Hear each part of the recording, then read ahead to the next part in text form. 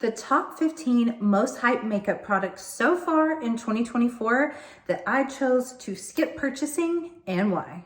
Hello, my gorgeous ones. This is Alicia Budget Beauty. My name is Alicia. Here on my channel, I love all things affordable fashion and beauty. I do hauls, tutorials, reviews, very honest makeup breakdowns, all sorts of fun stuff. So if that sounds good to you, please subscribe, stick around, be a friend.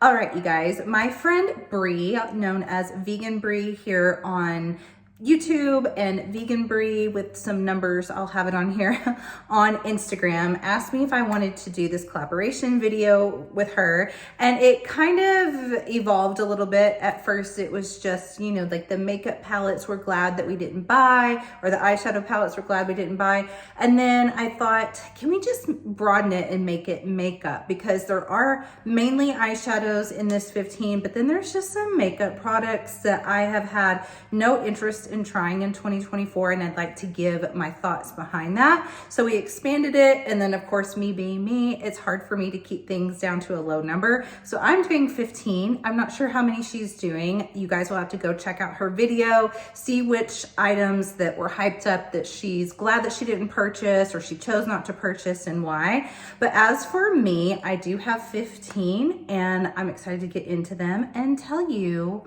why I chose to skip them.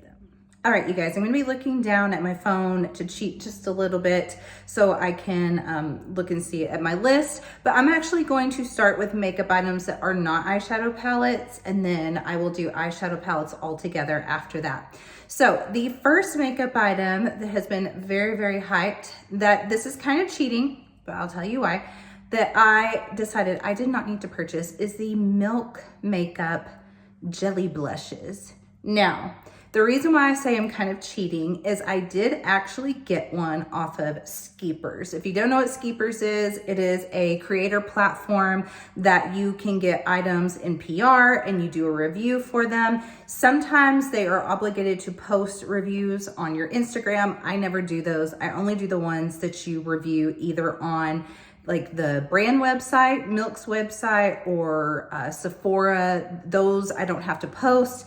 And so I did get this in PR. I got the shade Splash. Now I'm counting this as I wouldn't purchase it for two reasons. One, had I not gotten in PR, I would have never purchased this. I got a strong feeling that it was majorly overhyped. Anytime something goes just insanely viral on TikTok, and if it's gimmicky, like in the way that people are presenting it, like people were playing with this and like making it jiggle and doing all this stuff with it, what does that have to do with putting it on your face? Like I didn't understand that. I thought it was excessive. I thought it was silly. I'm like, a makeup product should stand on its own. It shouldn't just be that it's cute and it's fun. Does it perform? Is it good? That's what I care about. So that's one reason why I'm including this. I would have never purchased this. But number two, because I did try it, I can also say I would not purchase this blush. Now, I know a lot of people, some of my friends included, claim that they loved this. I'm not gonna say that they're lying. I do think possibly they are a little bit caught up in the hype, because this is not a horrible product. I do have a friend who thinks it's a horrible product. She hated this blush. In my opinion, it is just okay.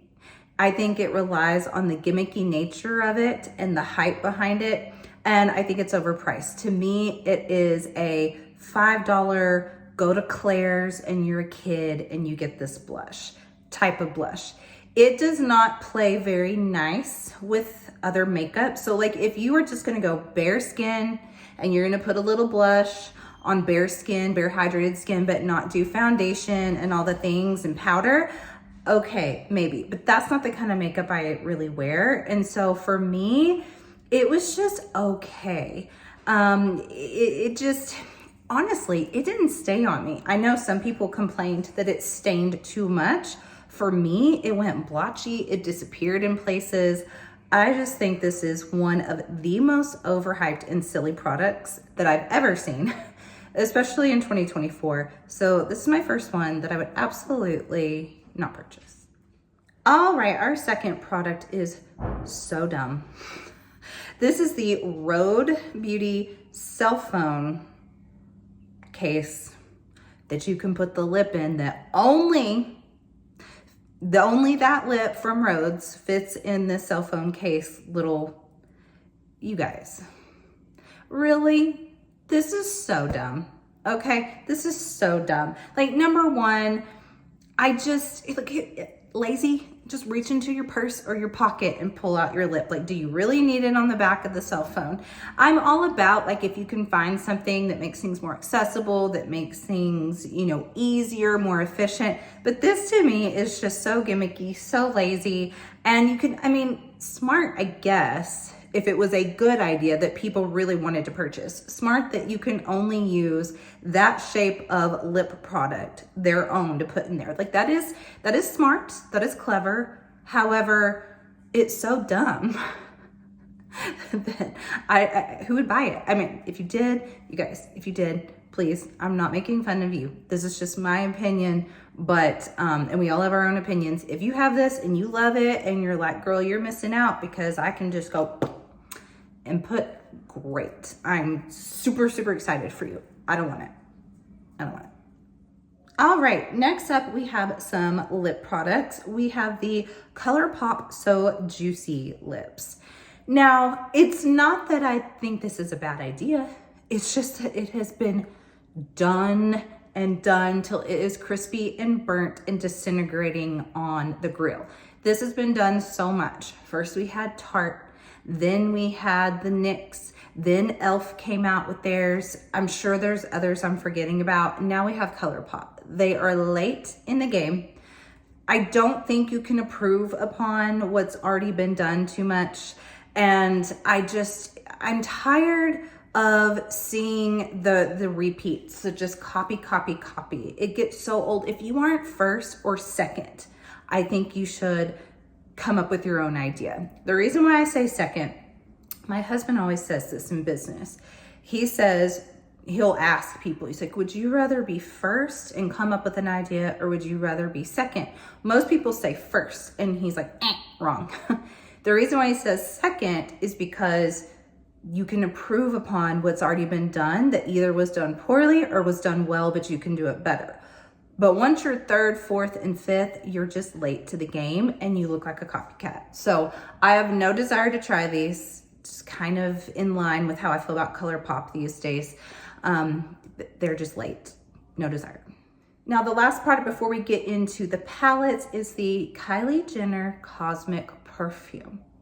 Now, you guys know, most of you know now that I'm a perfume fanatic. I have around 200 bottles of perfume and more on the way. I sure do. I think I have about 7 or 8 on the way right now. I'm a perfume fanatic, smell a lot of perfumes.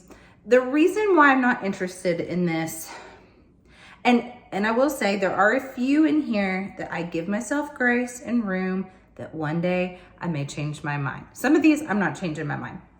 This, for right now, the reason why I didn't purchase this, even though I knew it was gonna be a hyped perfume, I do like to blind buy perfumes. Some people don't. Some people have to smell them before they'll purchase them.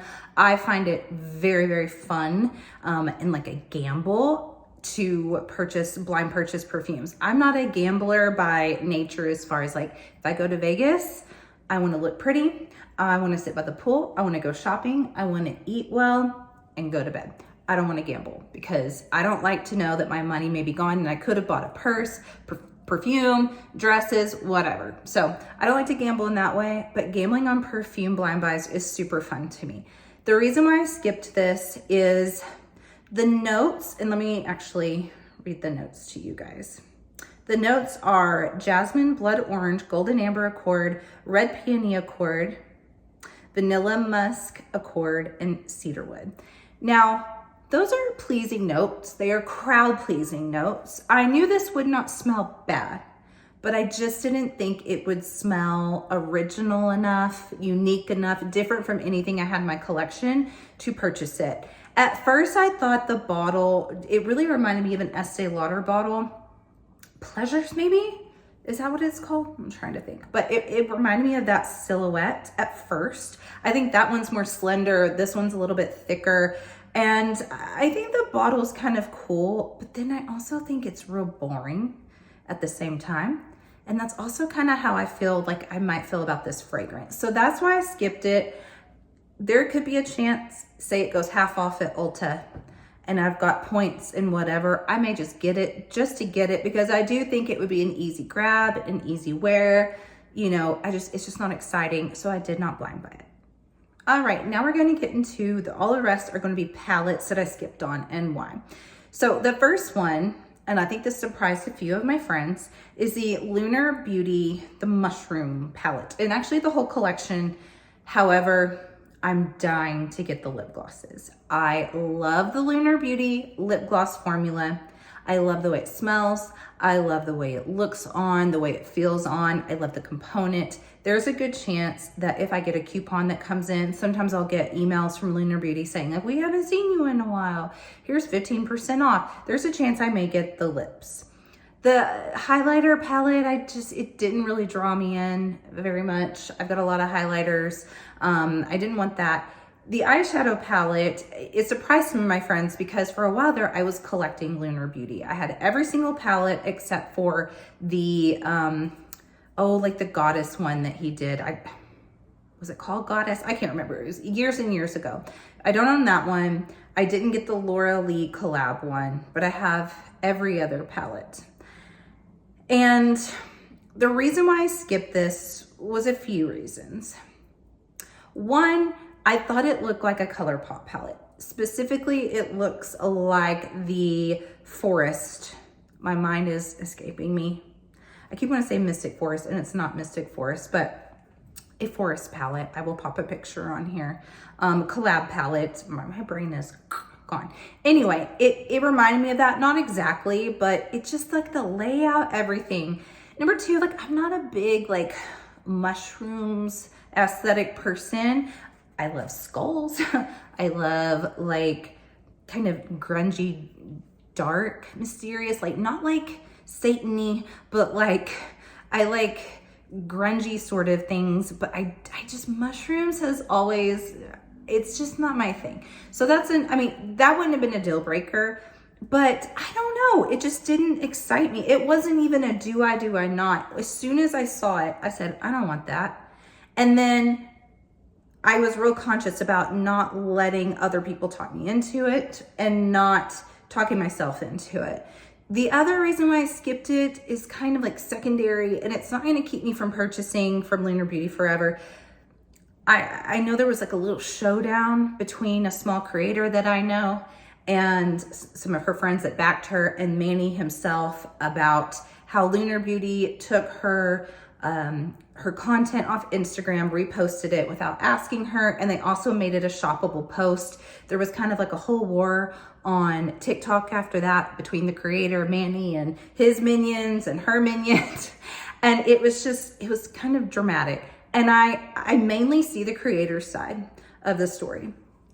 I see Manny's point of view as far as he can't see outside of his experience and himself, because he's operating when he started this like 10 years ago and what it was like to get brand notoriety and noticed by a brand and how valuable that was above anything monetary. It's not like that anymore, Manny, okay? Get with the times.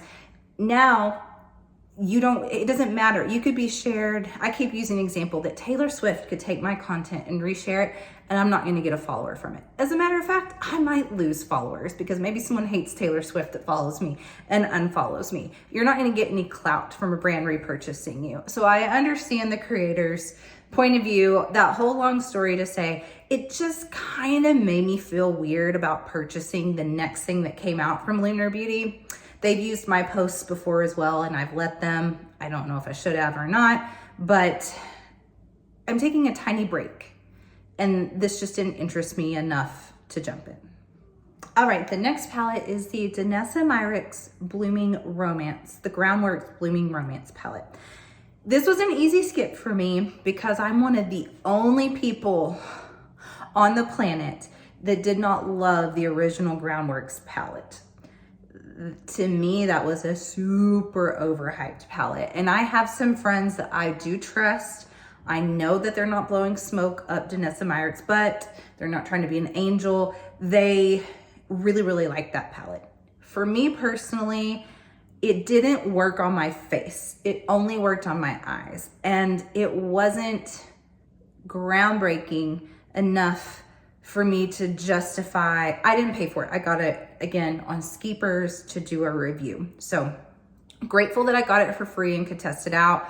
It's not one that I'm decluttering. I do see it does serve some sort of purpose, but just would I purchase it? No. And then would I purchase this one? No, because I don't know if I'm just gonna use it on my eyes. I've got so many palettes that I can use that are more versatile, that have shimmers in it. And you know, it just didn't impress me. And so I knew I didn't want this one either. This one I could see working better, at least on my face, because I could use the blushes, but then I don't like the pan size either. So I think the packaging's beautiful. I do understand the concept, but for me, it was a very, very easy pass.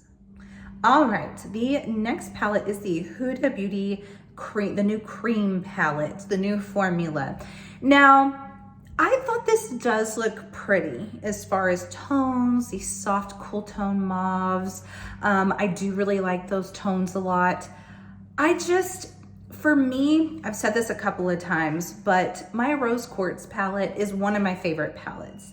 And I've kind of developed this mentality from each brand that if there is a palette I adore, then in order to purchase another palette from them, it better excite me more than the palette that I love. Otherwise, why? So because this had kind of similar tones to my Rose Quartz palette, but it doesn't have like the beautiful sparkly blue in it. I just was like, I don't really need it. I was curious about the formula, but I'd say about 70% of people have not really liked it. Maybe 30% did. That was enough to just confirm. And I was like, I don't need this. I don't think it's going to improve upon anything that I have from Huda. So that's why I skipped that one. Now, next up we have I still don't know how to pronounce this, Dey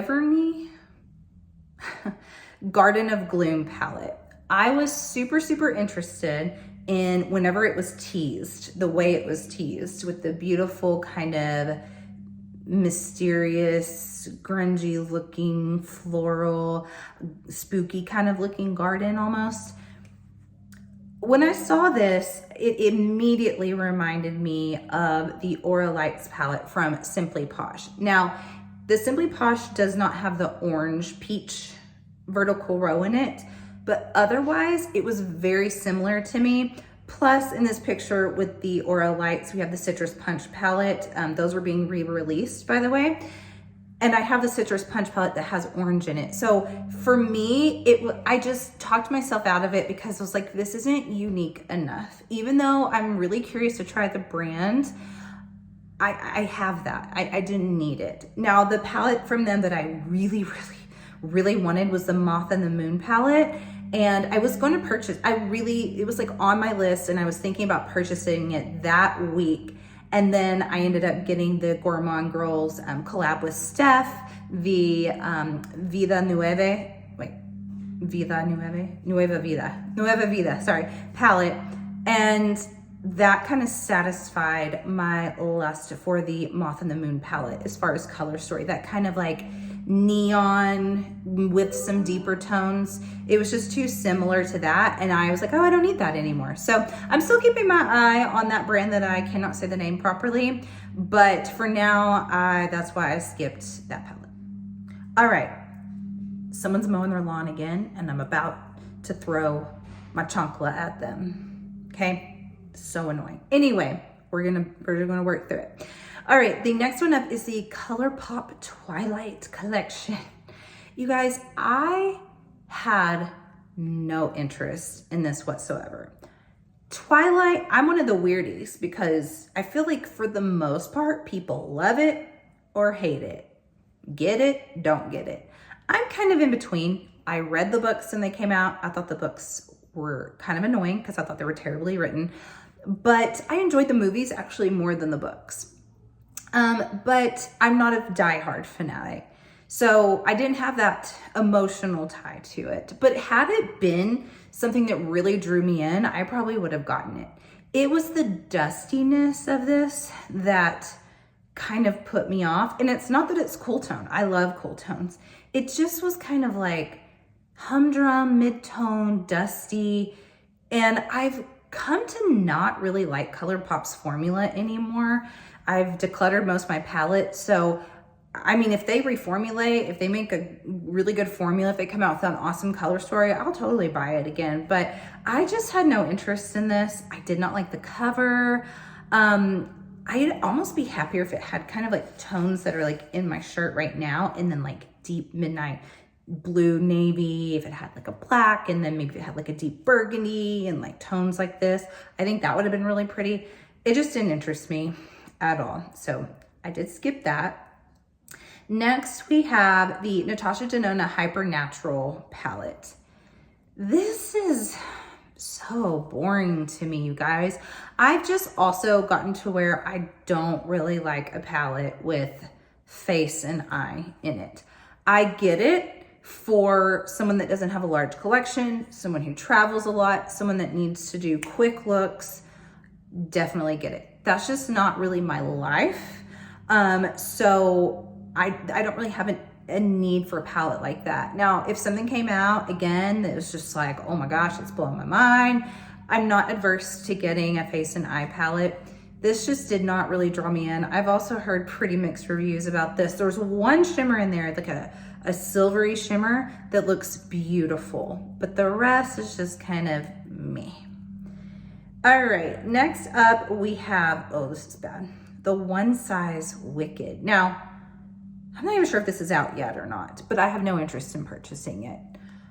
You guys, this looks terrible. Does it? Who thinks this looks good? I saw Wicked, I want to say one of the first runs when it came out. I went to New York the year that I graduated college. So that was 17 years ago. So I saw Wicked long, long ago, loved it. Think this could have been really cool. Number one, I know Wicked doesn't have to be Halloween. I get it. But I just think had they waited till, you know, maybe September, and then they released like a punchy, like glowing neon green and black, and like on one side, you know, with maybe like gray, and then like red for the slippers, and then, or like the lip be red. And then if like on the other side, it was Glenda and it was like girly and pretty. I don't know. I think it could have been super cool, but this is not it. It ain't it. No. Okay. Next up, we have the Makeup by Mario Master Mattes, the Neutrals. Now, I understand this palette. I sort of understand the hype. Matte lovers, probably very excited. Cool tone lovers. I think this looks pretty. I love cool tones. I love cool tone mattes. I don't really need an all matte palette. If I had a small collection, this I think would be a great thing to own. If I was also a professional makeup artist, I think this would be a good palette to own. As is, it's just not something that I need. I can appreciate it looks pretty. I actually like this one better than the original. Even though I do like warm tones, I just am more drawn to this one. I don't need it. Next up, good old Pat McGrath, failing us over and over again these days. The Divine Rose 2 Heart's Desire collection and revamped palette, but where?